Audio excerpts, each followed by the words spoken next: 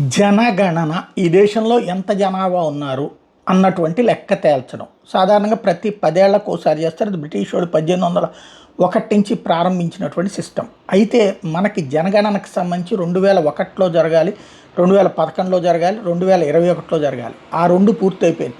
21 వచ్చేటప్పటికి corona peak స్టేజ్లో ఉంది కాబట్టి జనగణన అప్పుడు ఆపేశారు.